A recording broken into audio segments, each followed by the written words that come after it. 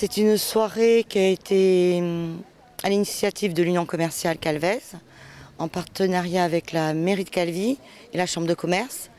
Pourquoi fin septembre? C'est pour remercier toute notre clientèle, pour clôturer un petit peu la saison et pour qu'on ait un peu de joie tous ensemble avec une équipe de Corses qui vont nous animer cette soirée. Alors pourquoi ce choix d'une pièce de théâtre? Une pièce de théâtre, déjà ce sont tous des Corses, donc on voulait, qui a fait un petit peu le tour de la Corse, on voulait que ça arrive aussi à Calvi. Et une pièce de théâtre, on n'a jamais fait, donc pourquoi pas. Alors l'occasion, vous l'avez dit, de remercier la clientèle et puis de prolonger donc un peu cette fin de saison. Tout à fait, tout à fait. Et puis qu'on se donne un petit peu, qu'on se réunisse tous ensemble. Donc ça fait aussi beaucoup de bien de se retrouver en fin de saison. C'est important aussi d'animer cette ville, comme vous l'avez fait tout au long de la saison, par le biais de shopping de nuit, de théâtre comme aujourd'hui, de toujours recréer quelque chose pour animer la ville. Mais il faut vraiment toujours pouvoir animer, pouvoir avoir des moments un petit peu de fête. On travaille beaucoup en saison et donc c'est important pour nous aussi. Et puis même, je pense, pour les touristes, il y a encore des touristes à Calvi. C'est l'Orsina da Capo, le Lipto Globo. Le Lipto Globo? Ah, le Liptonique, vous connaissez pas?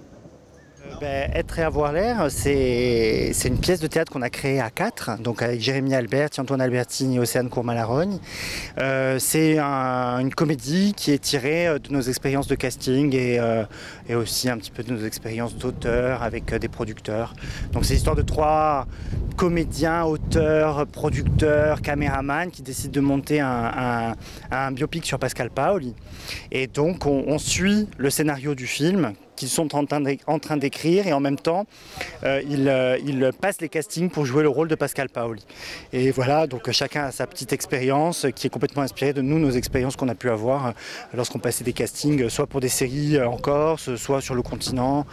Mettez l'accent, enlevez l'accent, vous parlez corse, vous parlez pas corse, vous faites pas corse, enfin voilà, toutes ces manières. On trouvait que le casting, c'était vraiment un bon biais, je dirais, pour parler des clichés qu'on nous demande parfois de faire dans des fictions qui sont parfois tout aussi clichés. Nous, c'est un spectacle qu'on aime tourner comme ça dans les villages, dans différents endroits. Donc on l'a fait dans des petits villages, on l'a fait dans des grandes salles, on l'a fait aussi sur des grands parkings.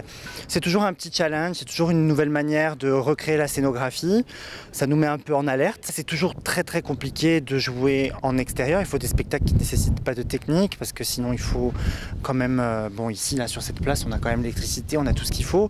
Mais pas tous les villages ont accès à ça, pour la sécurité et pour la technique, mais il y a quand même des spectacles, des petites formes qui se font comme ça, sans lumière ou sans son, parfois avec 30 personnes dans le public. Bon voilà, moi je pense que ça tourne, ça se fait, il faut aller un peu aussi à la rencontre de certains endroits qui sont isolés, qui sont loin des salles et qui changent aussi, qui nous permettent d'être plus en, comment dire, il n'y a pas de coulisses quoi, on sort pas, il y a moins de limites entre la scène et le public, donc ça nous permet de discuter beaucoup avec les gens, ça nous permet de plus raconter aussi notre démarche, donc moi je trouve que c'est toujours intéressant de faire ça.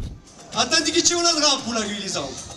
Tu construis une résidence secondaire avec piscine en violant la loi littorale. T'es un connard?